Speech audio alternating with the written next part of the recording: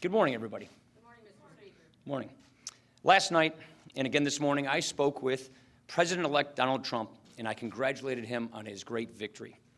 We talked about the work ahead of us and the importance of bringing this country together. Let me just say, this is the most incredible political feat I have seen in my lifetime. This is something you've heard me say time and again. 7 out of 10 Americans, they do not like the direction our country is going. Many of our fellow citizens feel alienated and have lost faith in our core institutions. They don't feel heard, and they don't feel represented by those in office. But Donald Trump heard a voice out in this country that no one else heard. He connected in ways with people no one else did. He turned politics on its head. And now, Donald Trump will lead a unified Republican government. And we will work hand in hand on a positive agenda to tackle this country's big challenges. I want to congratulate my friend Mike Pence. Mike Pence is a good man, a principled conservative, and he will make a great vice president.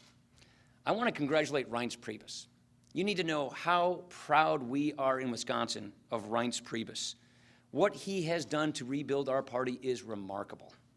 I want to congratulate Mitch McConnell and our Republican colleagues in the Senate.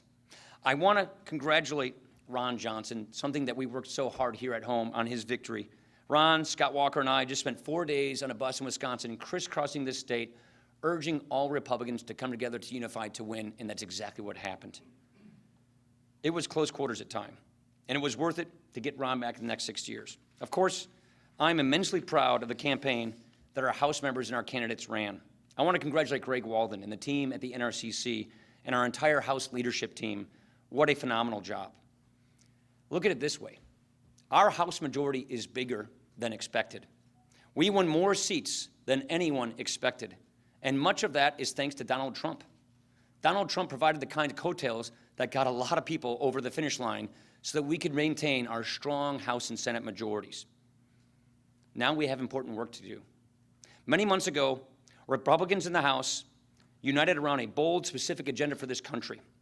It offers a better way forward for America, and it will help us hit the ground running as we work with Donald Trump to do this. We will honor the timeless principles that our country was founded on: liberty, freedom, free enterprise, consent of the governed, and we will apply those principles to the problems of the day. This is the kind of unified Republican government that we set out to deliver. I want to close with this. There is no doubt our democracy can be very messy, and we do remain a sharply divided country. But now, as we do every 4 years, we have to work to heal the divisions of a long campaign. I think President-elect Donald Trump set the perfect tone last night for doing just this. And I know President Obama and Secretary Clinton are committed to bringing the country together. This needs to be a time of redemption, not a time of recrimination. We all need to rededicate ourselves to making America great and making it a more perfect union. With that, let me take your questions. Mr. Speaker, Kelly O. during the campaign, there were times when you were critical of Donald Trump. You said you could no longer defend him. Today, clearly, you are embracing him. Some of your colleagues were critical of you, thinking you had not embraced Donald Trump enough during the campaign. Is your relationship with the president-elect and your conservatives in the House intact? Yes, it is. I think our relationship's fine. I've spoken with Donald twice in the last 18 hours. We spoke last night. We spoke again this morning. I spoke with my good friend Mike Pence twice as well.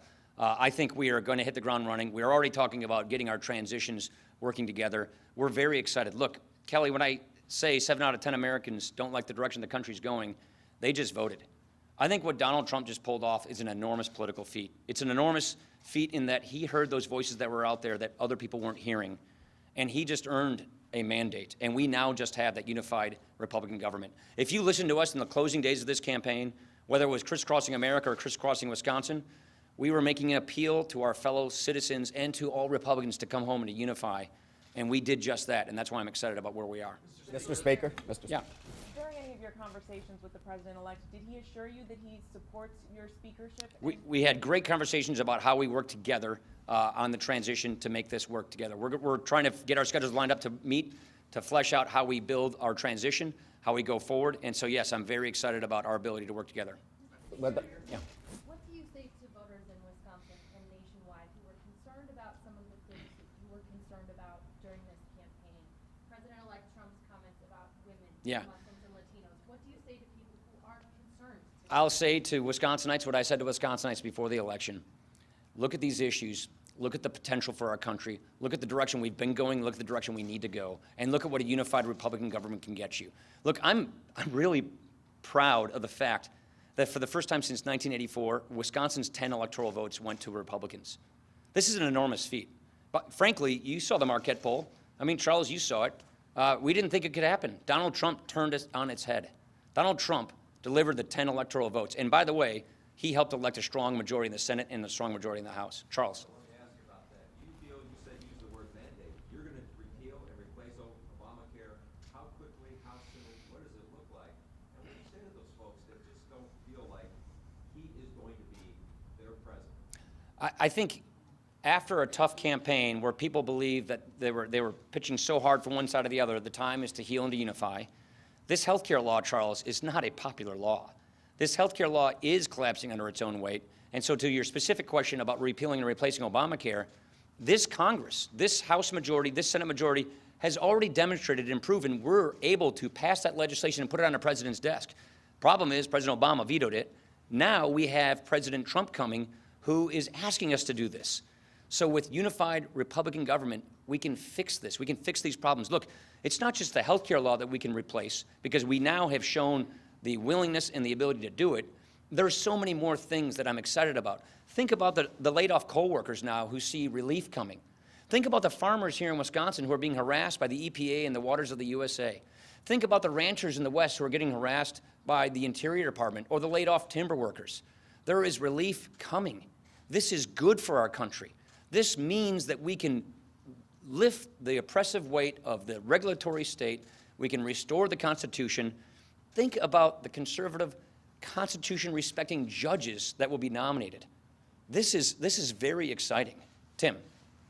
Speaker, I wonder if you see a reconfiguration of the Republican Party at this point, perhaps sort of away from the ideas aspect you have long talked about, the promotion of conservative principles, and more towards sort of a populist Republican Party. And as part of that, also, I wonder, a lot of your colleagues in the House and Senate candidates as well ran explicitly saying that they would be a check on this incoming Republican president.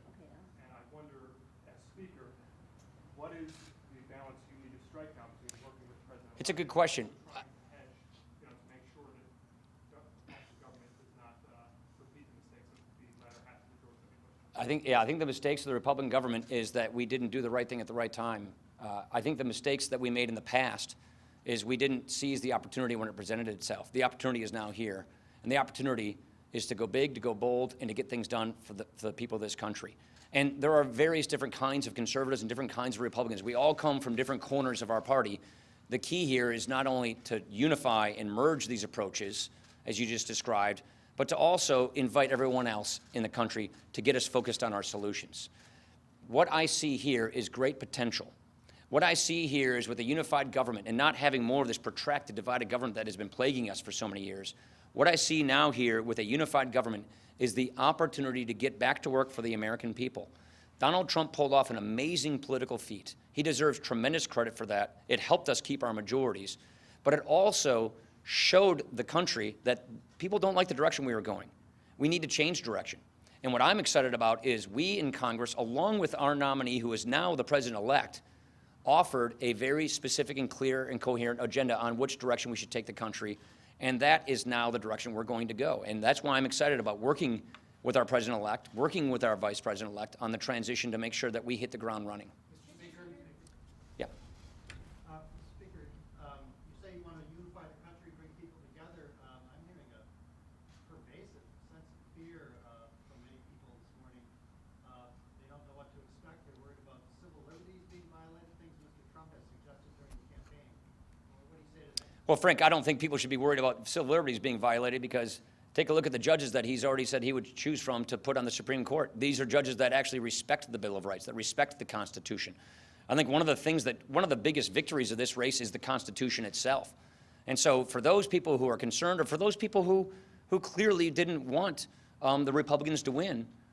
We have a very clear agenda. We believe in the principles that built this country. We believe in the Constitution. We have an agenda to get people back to work. We want to bring accountability to the federal government. We want the federal government to respect the states. This is exciting. And so for those people who are concerned, this is a time to unify, this is a time to heal. And I think, again, our president-elect, he set the right tone last night with his speech, which was to be magnanimous, to be presidential, and to bring people together. Jake. You keep saying you're going to work with him on the transition. Just to be clear in the stance, you intend to run for speaker. Yes. And Donald Trump's people running his campaign tried to take you out in the primary. So it's not, this is not an... I don't worry about things like that, Jake. I don't worry about intra-party issues. I don't worry about intra-party. I feel very good where we are. Donald and I have had fantastic conversations just in the last 18 hours. Mike Pence and I had a great conversation about the transition, meaning how do we make sure that when his hand comes off the Bible, when he's sworn in as president, we are hitting the ground running. And we are very excited about working with him to make sure that that's the case. Last question, Amy.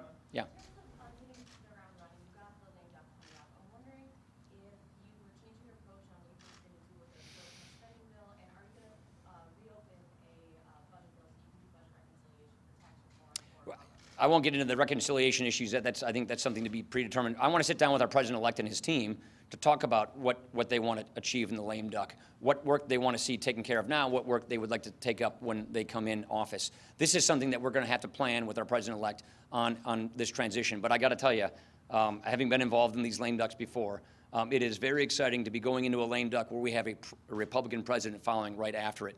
So I'm excited about that, and we're going to coordinate with our president-elect on just what they're hoping we can achieve in the lame duck. Thank you, everybody. Appreciate it. Thank you.